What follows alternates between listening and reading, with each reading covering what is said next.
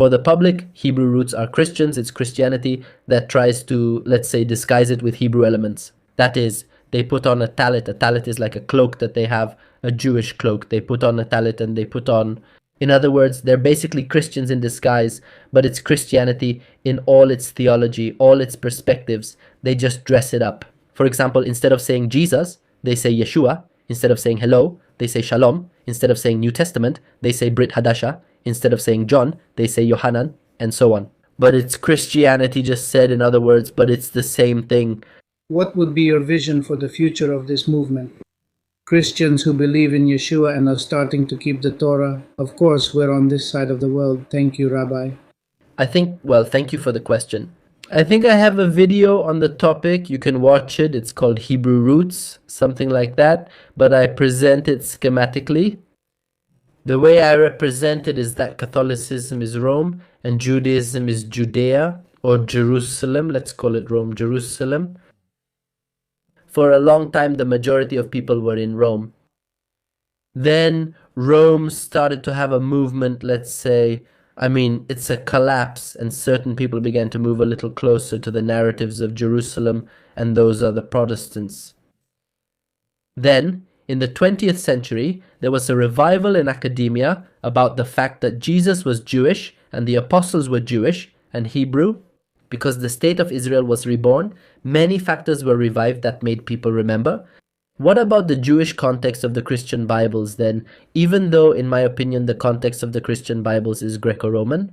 But then many people started to say, wait a second, if Jesus was Jewish, we have to imitate the Jews because we have to be like Jesus. Like the apostles, the real tradition is Hebrew roots. And all this, and they moved away from Rome, a little more towards Jerusalem. What's going on? What's happening? What person? Sometimes they still have one foot in Rome but want to put one foot in Jerusalem. People in the Hebrew roots movement, it's like they understand the truth, the veracity of the Torah. They understand that the Hebrew sources have the light, but it's hard for them to take their foot out of idolatry. I believe, and I've seen it. The phenomenon is that people who start to delve deeper into Torah teachings and start listening, for example, to rabbis, start listening to Torah, people run away.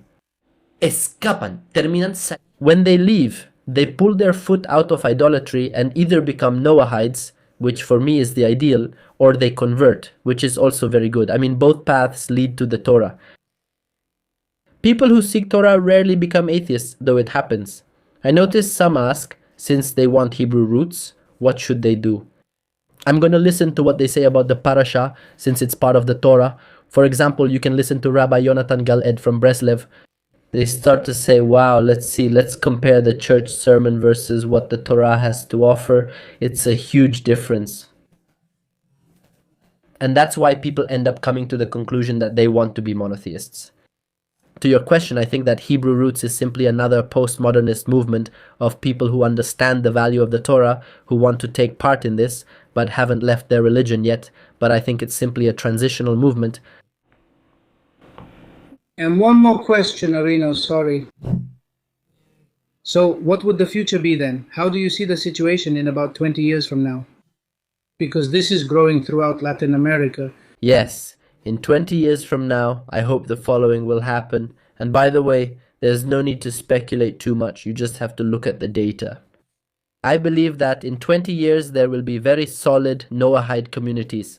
So much so that people who leave these previous religions, all the Christian variations, like Protestants, Hebrew roots, Messianics, all the Christian variations, will find an ideological refuge, or a real reason that leads them to become Noahides, because right now, up until now, the Noahide communities are just starting to consolidate, and that's why when a person leaves these religions, the Western religions, they don't know where to go or what to do.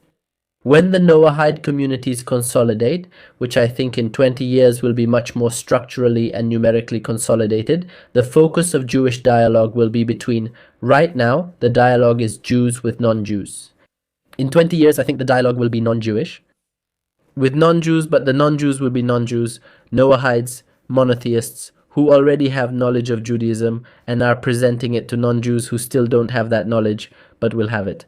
So I think the dynamic is going to shift. We're going to pass the ball to the monotheists among the nations.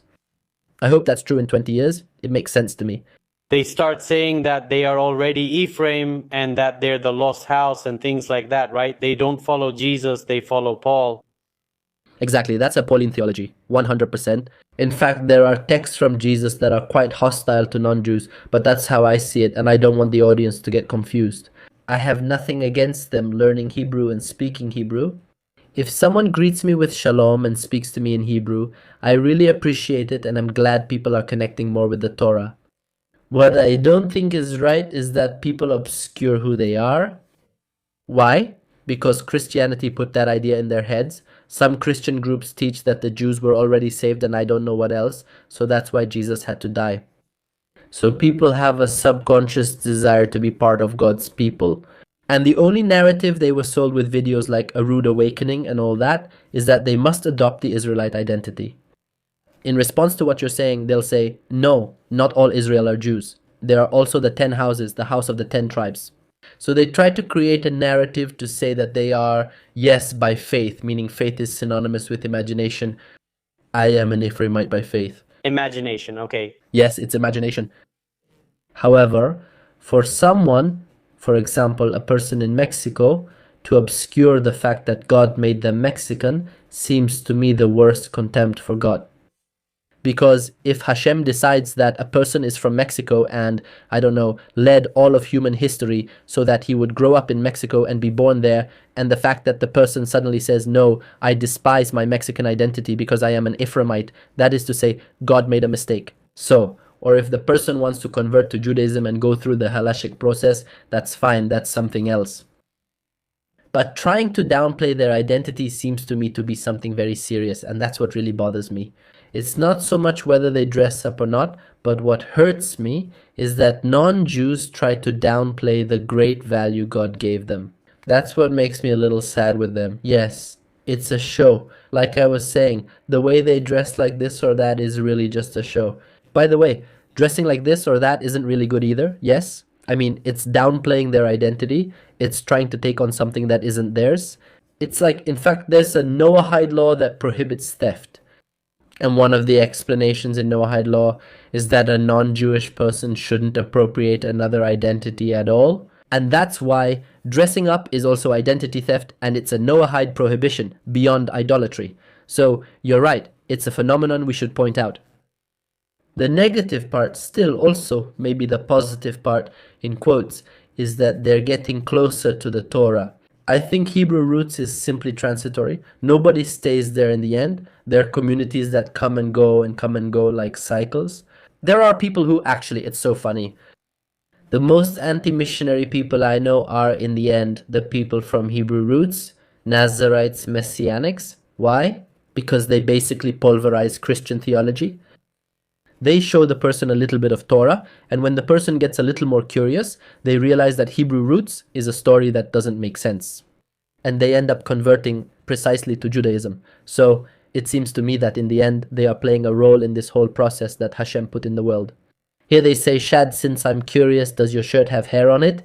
Do you have a pet? Sorry for being so observant. I don't want to make you uncomfortable. First of all, I'm impressed. The HD, but no, I don't have a pet. And yes, it has these. Today I was at the university. Maybe I would have. There are pets at the university. Did you know that? There are people who train guide dogs for the blind at the university because the volunteers who train them are university students.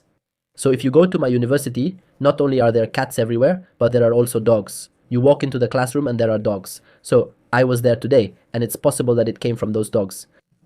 They usually are. Sorry, I'm not very good at telling dog breeds apart, but generally they're Labradors, and sometimes there are Golden Retrievers too. Those are the two main breeds you see. It could be from one of them, but I don't have a pet.